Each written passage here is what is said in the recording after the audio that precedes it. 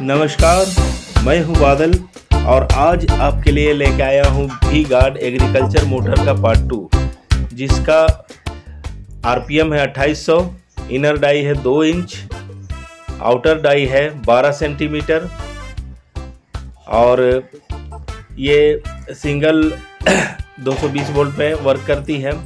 1 से 6 इसका रनिंग कोयल में डबल 25 से हम 29 टर्न डालेंगे और बाकी सभी में 51 टर्न डालेंगे, जो कि 25 HWC से होगी। और स्टार्टिंग में 8, 10 और 12 होगी, जिसमें 30 टर्न 8 में डालेंगे और 90 टर्न 10 और 12 में डालेंगे। ये भी सिंगल 25 से होगी। हमने रनिंग में डबल 25 से डाला था, इसमें सिंगल 25 होगी। और इसमें 25 MFD कैपेसिटर यूज में हम लेते हैं। तो देख सकते हैं कि हमारा जो रनिंग का कोयल कंप्लीट है और स्टार्टिंग का वो एक साइड का जो सेट है वो कंप्लीट है, और दूसरे साइड में जो हमारा एक स्टार्टिंग का छोटा कोयल लगा हुआ है, जिसका हमारा इनर जो कनेक्शन है वो हमारा लेफ्ट साइड में है और इसका आउटर राइट साइड में निकलेगा। तो इस तरह से आप करते जाए कनेक्शन, जिस तरह से मैंने रनिंग में आपको बताया था, तो बिल्कुल उसी तरह से आप करते जाइए, बिल्कुल आसानी से ये हो जाएगा। तो पहले इसको थोड़ा सा सेफ कर लीजिए, पतला कर लीजिए और इसका स्लोट में धीरे धीरे करके इसको डालते जाना है। तो हमारा ये 10 नंबर का कोयल स्लोट के अंदर जा रहा है। इससे पहले हमने 8 नंबर लगाया था, क्योंकि 8, 10 और 12 स्टार्टिंग में 3-3 का हमारा सेट है, टोटल 6 कोयल, और रनिंग में 4-4 का सेट है, टोटल 8 कोयल। तो इस तरह से हमारा ये वाइंडिंग होता है। ये वी गार्ड का एग्रीकल्चर मोटर है। इसका एम्पियर है 4.3, जो करंट ये मैक्सिमम करंट लेता है। और इसको आप देख सकते हैं कि ये पूरा वाइंडिंग हो चुका है, बस स्टार्टिंग का एक साइड का हमारा बाकी है। जिस फॉर्मेट में मैंने आपको बताया था उसी तरह से आप इसको वाइंडिंग करते चलें तो बिल्कुल आसानी से हो जाएगा, कोई परेशानी नहीं होगा। अगर किसी तरह का कोई परेशानी आता है तो मेरे कमेंट सेक्शन में आप कमेंट्स करके मुझसे पूछ सकते हैं कि उसमें और क्या मैं आपको जानकारी दे सकता हूँ, क्या परेशानी आ रही है, वो बिल्कुल आप पूछें, मैं उनका जवाब ज़रूर दूंगा आपको। तो चलिए आगे चलते हैं। और सारे कोयलों को मैंने डाल लिया है, क्योंकि वीडियो बहुत लंबा हो रहा था। तो चलिए, कोयल डालने के बाद में रनिंग का जो 4 पॉइंट निकला हुआ रहता है, 2 राइट साइड और 2 लेफ्ट साइड, मतलब 2 इनर 2 आउटर। तो आउटर और आउटर को हमको इंसुलेशन हटा के इसको आपस में मोड़ देना है। इस तरह से देख सकते हैं, इस तरह से आप बिल्कुल मिला लीजिए बढ़िया से। जो ऊपर के वायर के इंसुलेशन होते हैं उसको रिमूव कर लीजिए, फिर एक्स्ट्रा साइजेज को काट के हटा दीजिए। उसके बाद इस तरह से मोड़ के और स्लीविंग का कवर से उसको कवर कर दीजिए।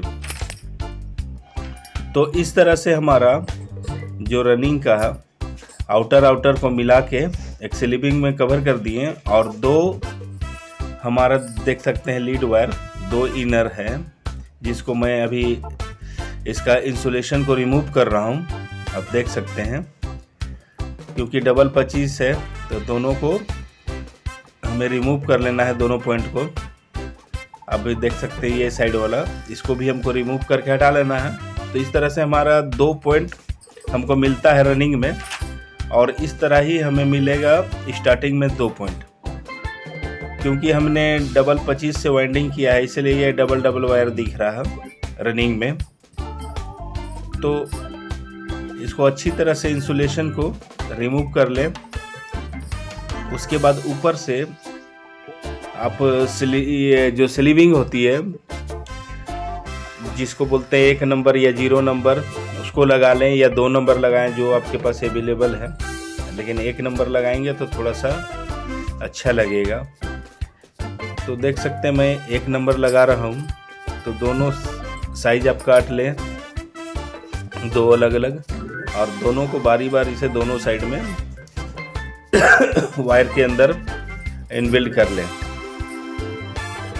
तो देख सकते हैं एक बिल्कुल अपनी जगह पे चला गया। अब दूसरे की बारी है। अब दूसरे को मैं भी इनबिल्ड कर लेता हूँ अंदर। इसको करने के बाद में देखिए ये 2 पॉइंट हमारा निकल कर आ रहा है।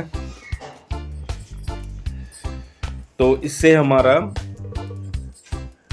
जो कॉमन और जो रनिंग का ये पॉइंट बनने वाला है। तो देख सकते हैं ये आप स्टार्टर की वायरें हैं, इसको निकाल लेते हैं और बिल्कुल इसका जो स्टार्टिंग की वायरें हैं उसको भी आउटर को मिला देंगे। मतलब राइट साइड में जो पॉइंट निकले हुए रहते हैं दोनों कोयल से, तो दोनों आउट को मिला दिए।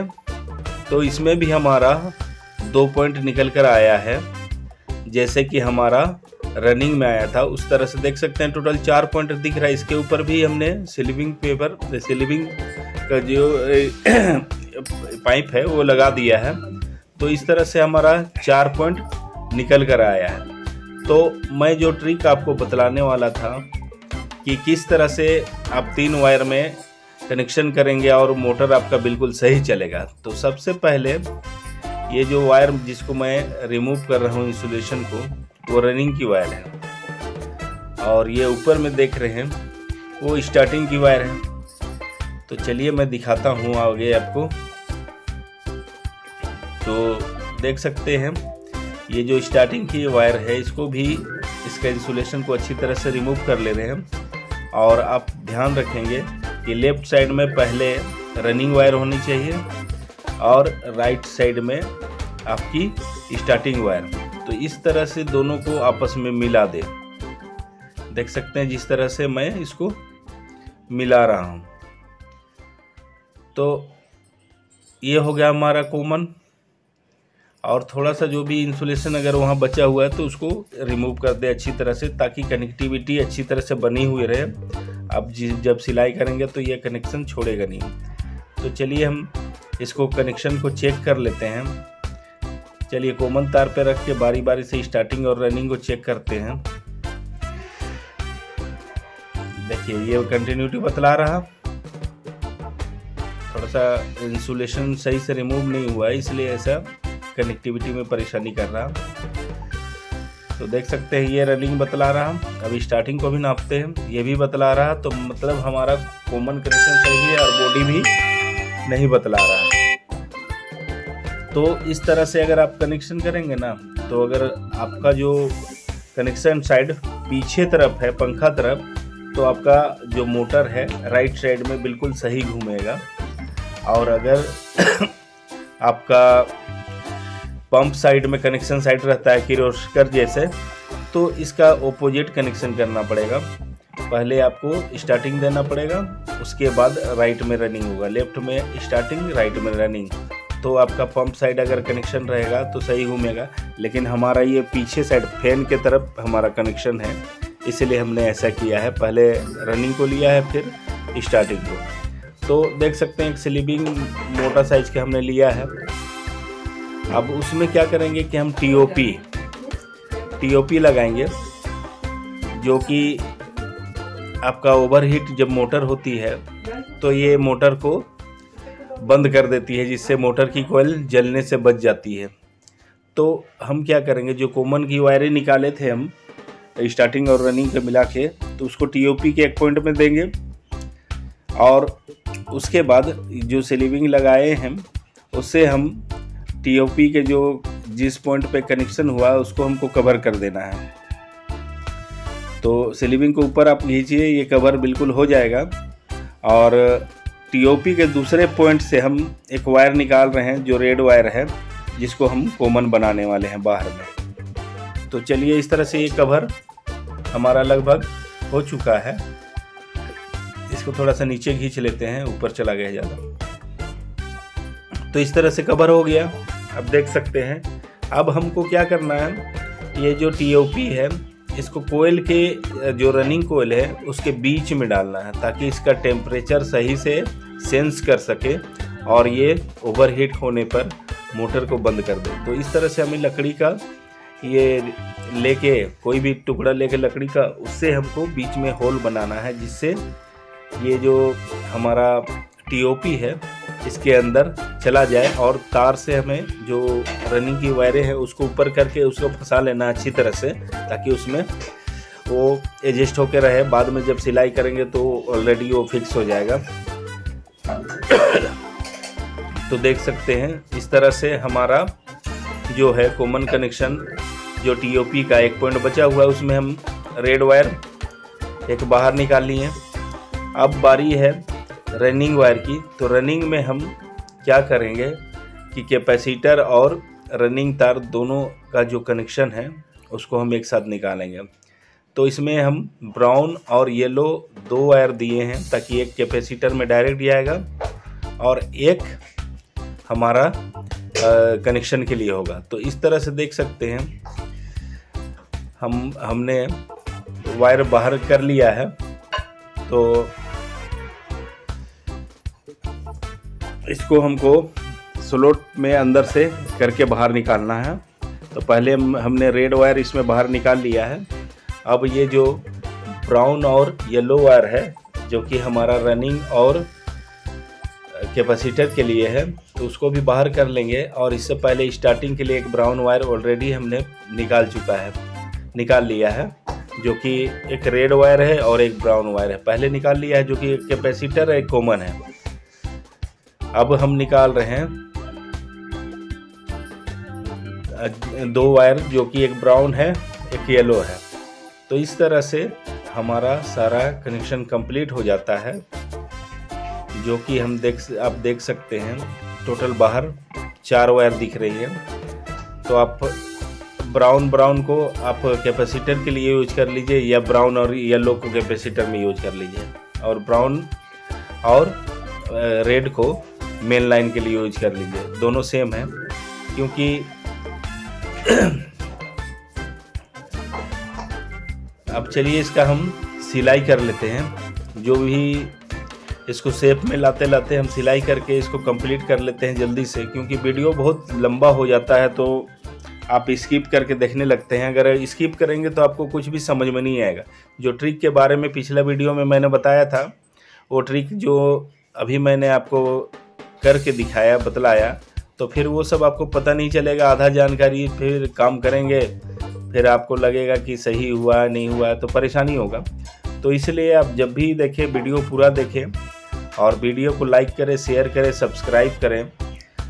और YouTube में मेरे बहुत सारे वीडियो पहले से डाले हुए हैं, मैं उसका लिंक कुछ समय बाद सभी दे दूंगा।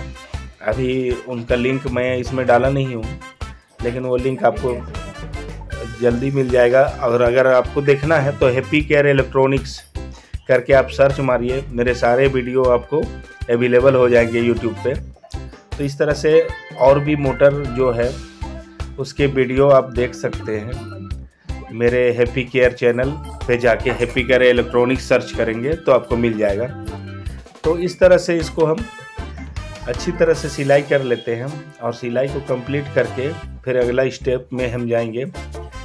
तो चलिए इसका स्पीड को हम बढ़ाते हैं।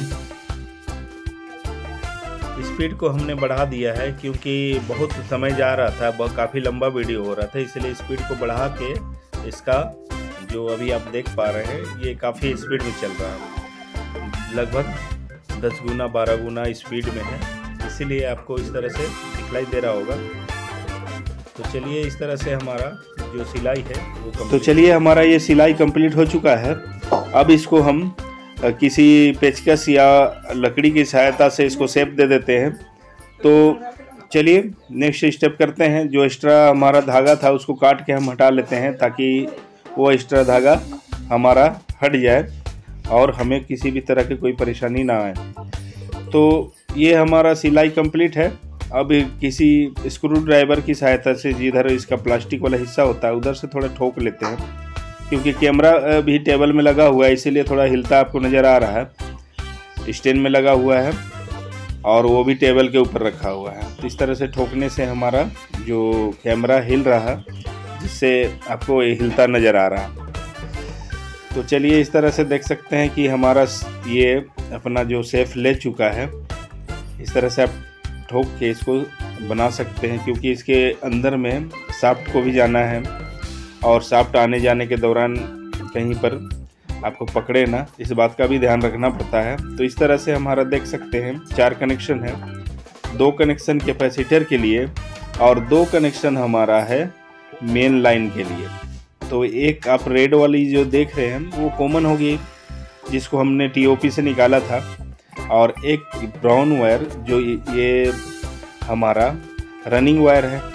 तो इस तरह से 2 वायर हमारा हमको मिल जाता है मेन लाइन में और 2 वायर कैपेसिटर के लिए। तो इस तरह से आप देख सकते हैं हमारा कंटिन्यूटी शो कर रहा, मैं इसको दिखलाने की कोशिश कर रहा हूँ स्क्रीन में। तो देख सकते हैं ये कंटिन्यूटी बतला रहा। अब कॉमन और एक जो रनिंग पॉइंट है उसको भी नाप लिए, बॉडी से भी चेक कर लेना ज़रूरी है। अगर बॉडी शॉर्ट होगा तो एम्पियर ज़्यादा लेगा और तुरंत कोयल जल जाएगा, तो इस बात का ध्यान रखें। चलिए नेक्स्ट स्टेप में चलते हैं। डॉक्टर मैक ये जो वार्निश है मैं इसका यूज कर रहा हूँ।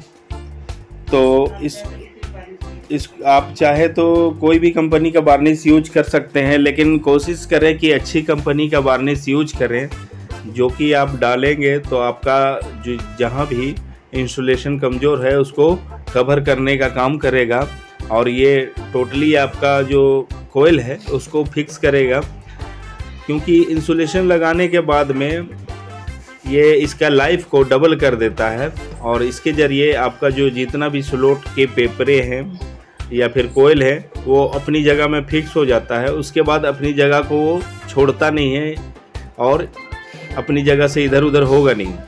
तो अच्छी कंपनी का अगर आप यूज करेंगे तो ये लॉन्ग टर्म देगा, और अगर ये क्वालिटी सही नहीं होगी तो कुछ दिन बाद ये छोड़ना शुरू कर देता है। तो इसलिए जब भी वार्निश यूज करें तो बढ़िया क्वालिटी का यूज करें, ताकि मोटर की लाइफ बनी हुई रहे और वार्निश हमेशा अच्छी तरह से और बढ़िया से लगाएं। और इसको कम से कम गर्मी के दिन में 3 घंटा आप सुखाएं तो एकदम ये पूरी तरह से हार्ड हो जाएगा, पत्थर के जैसा। और अगर ठंडा का दिन होता है तो ठंडा का दिन में एक दिन में लगभग नहीं सूखता है। तो इसको आप लगभग 24 घंटा का टाइम देके सुखा लें तो अच्छा होगा ठंडा का दिन में। और बरसात में भी आपका एक्स्ट्रा टाइम लेता है। तो देख ही सकते हैं आप, मेरा दोनों तरफ का सिलाई कंप्लीट है। एक तरफ मैं इसको कॉटन टेप से किया था और कॉटन टेप ख़त्म हो जाने की वजह से मैं एक तरफ धागा से कर लिया हूँ। तो इस तरह से मेरा दोनों साइड का सिलाई भी कंप्लीट है और दोनों साइड हमको वार्निश को डाल के कंप्लीट कर लेना है और अच्छी तरह से डालना है। इस बात का आप ध्यान रखिए। अगर अच्छी तरह से वार्निश डालेंगे तो रिजल्ट आपको अच्छा मिलेगा, और वार्निश अच्छी से नहीं डालेंगे तो फिर आपको परेशानी होने वाली है। तो इसलिए आप इस बात का ख्याल रखें, छोटा छोटा चीज़ आगे चल के बहुत बड़ा मायने रखता है। इसलिए आप बिल्कुल इस बात का ध्यान दें और अच्छी तरह से जो भी काम है उसको अच्छी से करें, ताकि आपका काम में कोई कंप्लेन ना आए। तो चलिए इस तरह से मैंने वार्निश को घुमा घुमा के लगभग ये हमारा डल चुका है। अब इसको हम इसके बाद धूप में सूखने के लिए हमको रखना है, क्योंकि अभी जाड़े का समय है। आज के लिए इतना ही, धन्यवाद।